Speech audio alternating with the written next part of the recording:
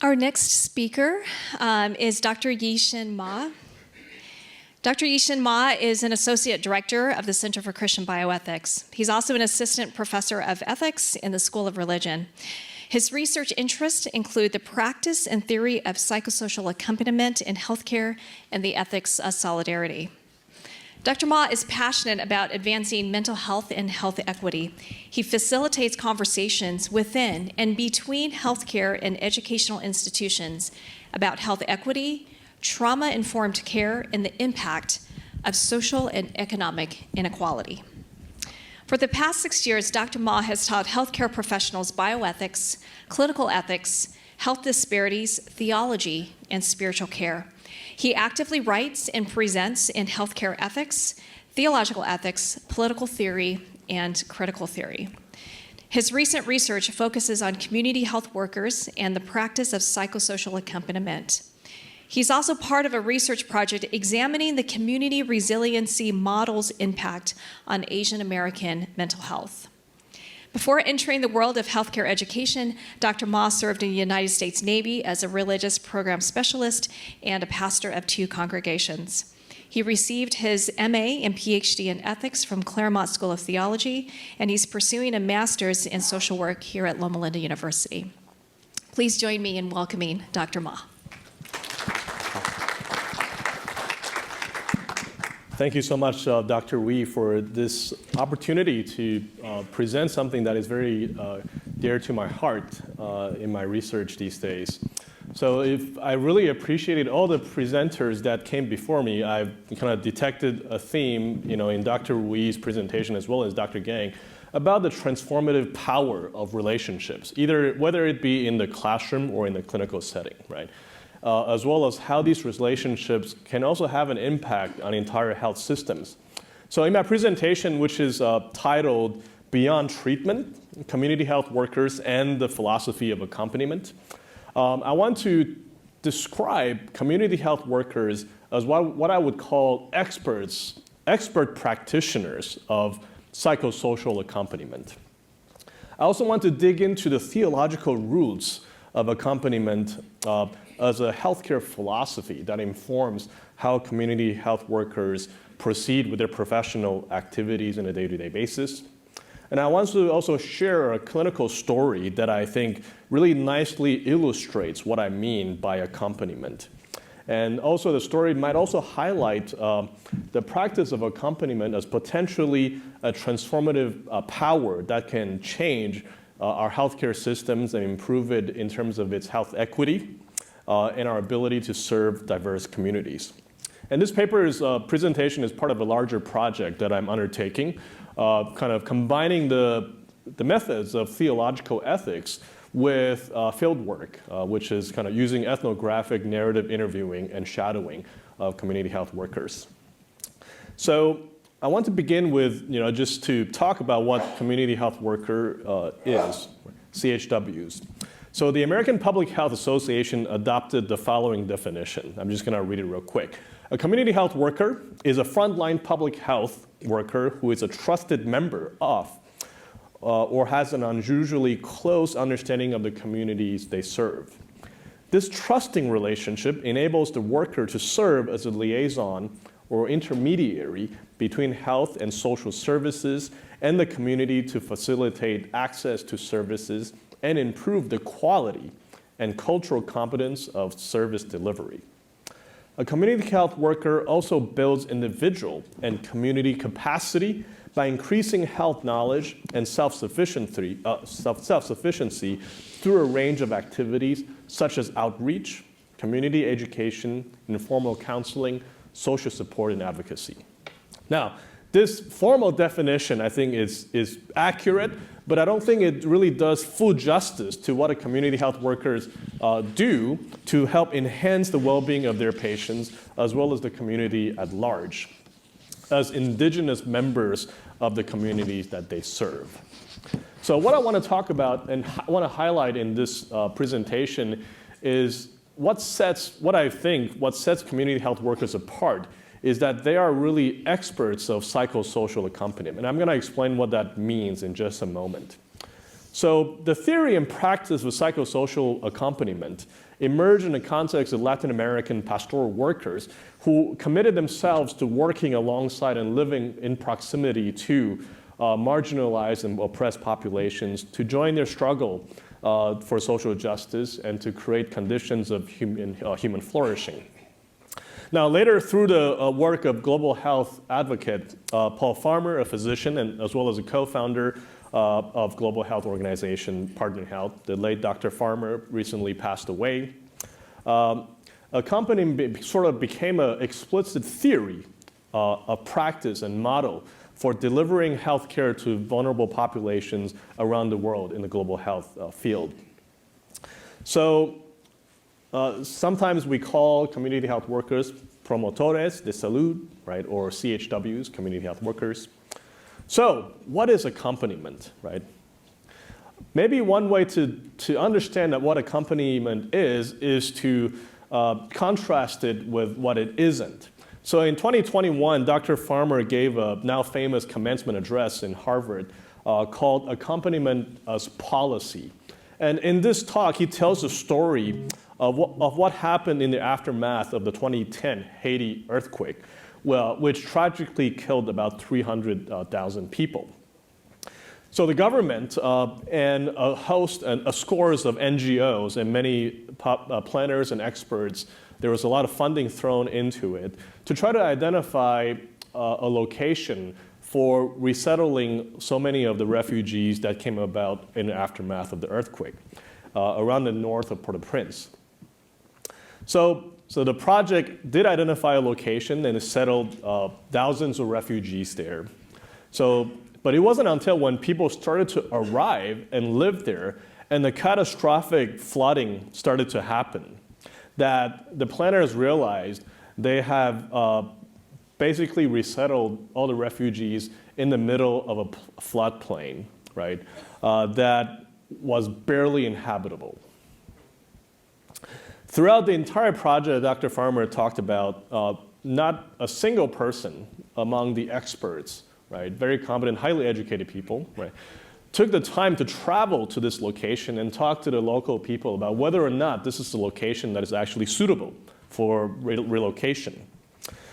So, he talks about this as indicative of a pervasive problem, sometimes encountered in public health, in healthcare and development projects, where a lot of people with good intentions, they really genuinely want to help, but from a distance, within the safe confines of their offices. So I want to quote him. Dr. Farmer remarks elsewhere, one of the things that happens in medicine is that professionals are so busy that they limit the borders of their world to wherever they are and to whichever patients gets to them in their hospitals. Now that's their world of the sick, but it is not true of the sick. The world of the sick is vast, just like the world of suffering. So as the example testifies, in my view, if healthcare professionals limit the borders of their world to the confines of clinics and hospitals, they would neglect or fail to honor the lived experience and reality of the people that they serve. And this failure then could lead to errors of judgment as well as ineffectual interventions. So however, one would like to define accompaniment, it was supposed to be the opposite of that. Accompaniment is trying to reduce the ethical as well as the literal distance between those who have set themselves to serve and those who are served.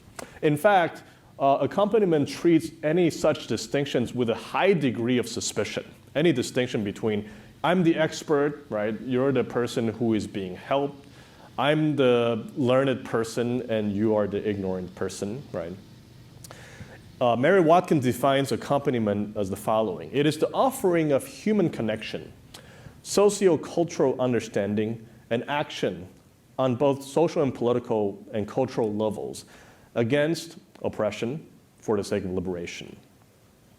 So in short, accompaniment is the practice of journeying with and working towards the psychosocial well-being of another person. The Latin root word for accompaniment has the connotation of breaking bread together. So what it really is trying to communicate, right, as an image of healthcare, as Dr. Doolittle's excellent presentation earlier offered us many different images of healthcare, from healers as priests to philosophers to scientists, right? Accompaniment also paints a picture. It paints a picture of two friends journeying together. And it's defined by a posture of openness, curiosity, and cultural humility. Rather than the hierarchical relationship that tends to predominate in many places where healthcare is professionalized and specialized. But the relational aspect of accompaniment also goes a little bit deeper, right, than just a new model of thinking about the healthcare professional and patient relationship. It is a model that is grounded in a theological commitment to reaching out and to serve those who are on the margins of society. Accompaniment is then rooted in a theological idea that marginalized people have a form of ethical priority. This ethical emphasis is sometimes called the preferential option of the poor. Right? It is grounded in the Hebrew prophets, the prophetic tradition of the Hebrew Bible. So one of my favorite theologians, Jewish theologian Abraham Joshua Heschel, once said that the God of Israel is passionately interested in widows and orphans. Right? And he's talking about that in contrast to many different conceptions of deity within the ancient Near Eastern world. The same concern also echoes in the New Testament. As we see in Luke's Gospel and elsewhere, Jesus declared, "Blessed are you who are poor, for yours is the kingdom of God." So reflecting on the ethical priority of the poor, Cuban theologian Dr. Goizueta argued that God's concern for the poor and the oppressed is not simply a matter of divine fiat or divine command. Instead, it is rooted in God's presence among those who are most wounded by broken communities and broken relationships in our world. In other words, those whose human dignity are under the most strain and attack. Concern for those who are on the margins of society then arises from the recognition that our lives are really interdependent. Human beings share a common vulnerability, and so we require relationships of care, as well as just social institutions in order to flourish together. So in contrast to another model, which is sometimes called liberal humanitarianism, right, or sometimes called charity, which tends to take existing power relationships for granted, the theological idea and the ethical idea of the preferential option of the poor recognizes that everyone, without exception, is embedded within social structures, many times unjust, that tend to benefit some groups at the expense of others. So the preferential option for the poor then reduces the ethical distance between those who are advantaged and those who are disadvantaged. Those who are privileged and have advantage are called to recognize their responsibility for justice by tending to the needs of others. So it is in the spirit of this ethical stance that Professor Goizueta laments that, and I want to quote him, "As a society, we are happy to help and serve the poor as long as we don't have to walk with them where they walk. That is, as long as we can minister to them from the safe enclosures. The poor then can remain passive objects of our actions rather than our friends." So again, in contrast to a humanitarian model or the practice of charity, accompaniment is defined by mutuality and solidarity. Those who are accompanied by others receive the gift of recognition from a supportive partner. In a recent book, Matthew Desmond talked about one of the central experiences of poverty in the United States is the experience of humiliation, right? That nobody cares, that my voice doesn't matter. So accompaniment provides a form of recognition, right, and a supportive partner that counteracts that mechanism. Those who accompany others, maybe a professional, maybe not, also recognizes themselves as receiving the blessing of other people's lived experiences and sacred stories, as well as the gift of friendship. So there's a mutuality there that defines that relationship. More importantly, if those who engage in this practice comes from positions of power and privilege, accompaniment can also shake loose the narrow borders of their world. As I listen and shadow community health workers, I couldn't help but be struck by the powerful desire to empower people and to meet people where they're at. And a desire that is rooted in the recognition that many of them have been where their patients are at before. So it's not coming from a place of pity or moral superiority. It is the understanding that I could easily be in the place of the person that I'm accompanying right now. In other words, to borrow the words of theologian James Keenan, community health workers willingly enter into the chaos of others in order to facilitate healing and to nurture hope, because they have lived through such chaos themselves. So the story I'm about to tell, I think, illustrates the practice of accompaniment. So I'm going to change the name and modify a few details to protect the community health worker's privacy. So I'm going to call her Diane, which is the name that we have agreed on. She proudly self-identifies as a Blaxican, that is black and Mexican. She grew up with in a family with ties to a prominent gang. She tells me that growing up in her home, a complicated family, and being an inactive gang member, because Diane tells me that in her gang, once you're a member for life. It has given her the knowledge and experience necessary to be calm and observant in some of the trickiest professional situations. So it tells me the story of a 16-year-old Hispanic boy who came into the ED with a sheriff for a gunshot wound to the leg. As soon as the sheriff arrived on the scene, the boy was treated with suspicion. After all, it's a gunshot wound in a very rough neighborhood. And when he entered the ED, some clinical staff were visibly wary of his presence. I'm pretty sure the sheriff and the clinical staff also saw the tattoo on his wrist, right? And what do you assume at that point is that maybe he's an active gang member. Maybe he's dangerous. And the fact that he came in for a gunshot wound didn't really help that assumption. While in the custody of law enforcement and in the clinic, the boy repeatedly said that he wanted to see his aunt in Spanish. And yet, for unknown reasons, no one contacted the aunt. And after a while, the boy appeared aggressive and dangerous to the staff, dangerous to the sheriff and the staff. Diane recounts the situation could have escalated easily.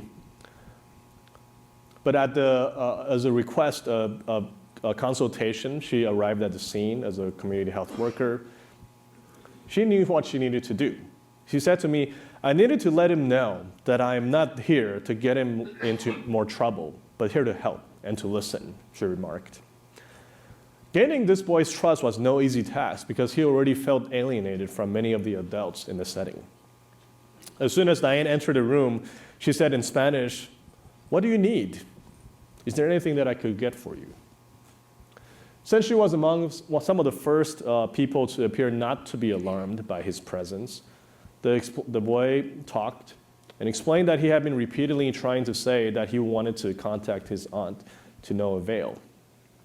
Diane then reassured the boy that she would look into it and left to explain the situation to the sheriff and the clinical staff. And this is one of the things that Diane says community health workers do often, which is to serve as the mediator between people in very, very different fields doing different things with different assumptions and models.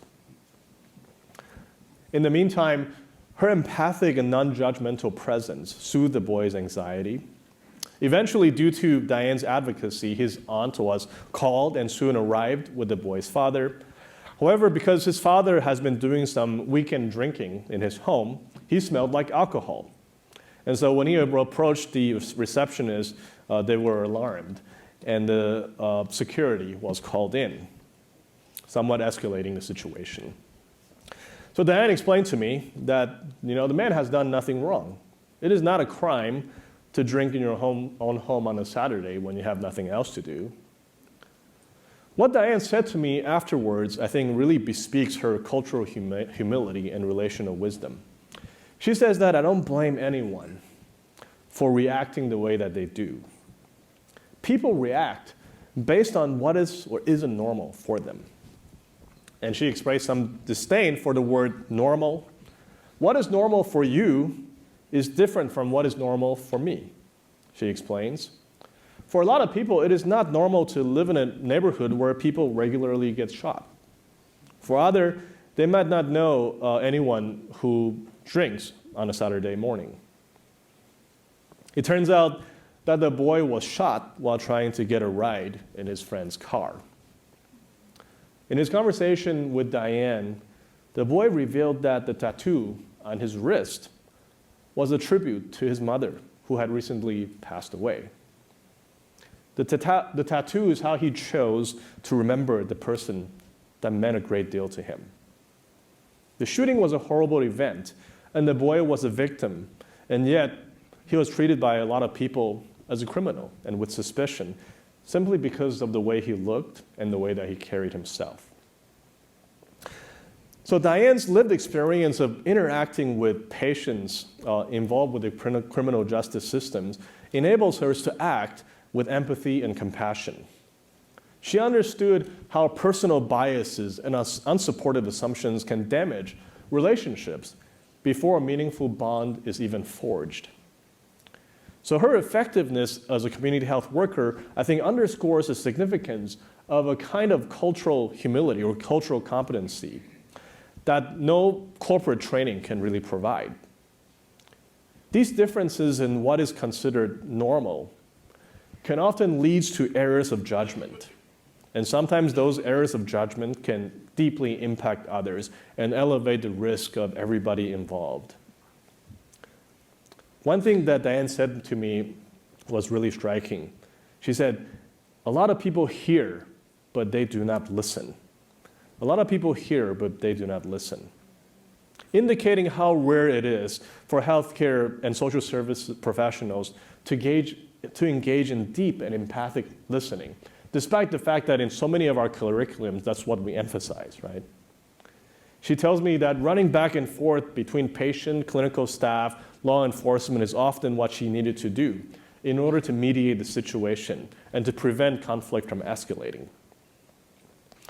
So the boy that we talked about in the story eventually received the care and attention he needed because Diane patiently helped everyone around her to navigate these tense situations with empathy and compassion and her patient advocacy. In Diane, the boy saw someone who was on his side because through her actions, she demonstrated that he mattered. So she practiced, in my view, accompaniment.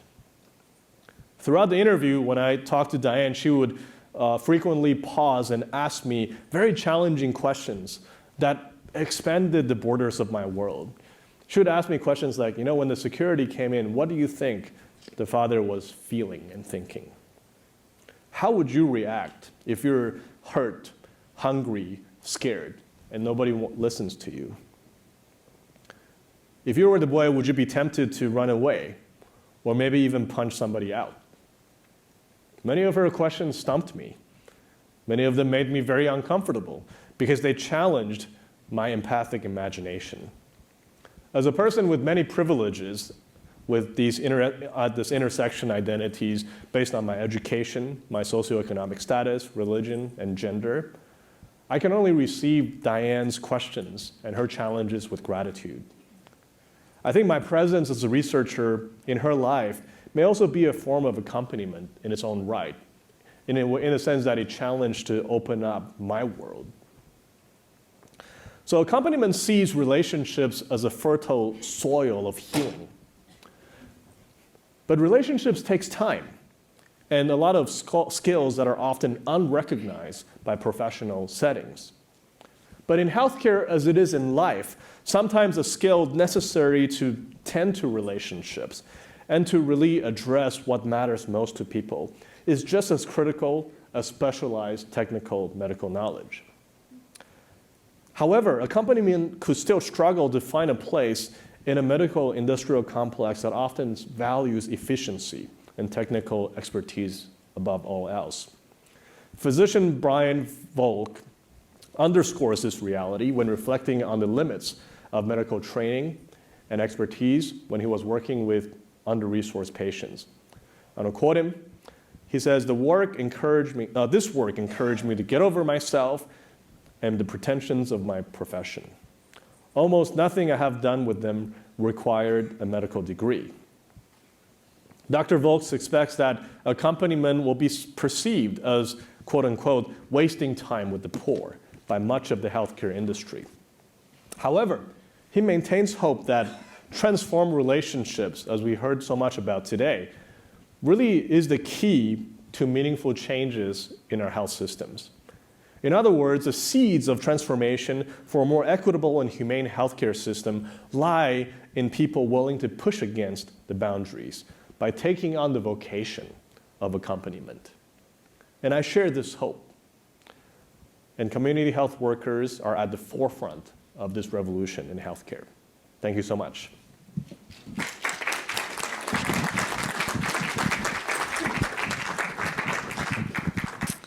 Wow, thank you. I think I'm still digesting a lot of that. Again, if you have questions for Dr. Ma, please come up to the front. So, Dr. Ma, I was one of the things I was really struck by was this idea. I think we often teach this idea of Imago Dei, and we find we see in other people the image of God. But what you're talking about in accompaniment is so much more. You're talking about the presence of God. You're talking about finding the presence of God in caring and tending to those, and doing so, shortening the ethical distance. Yeah.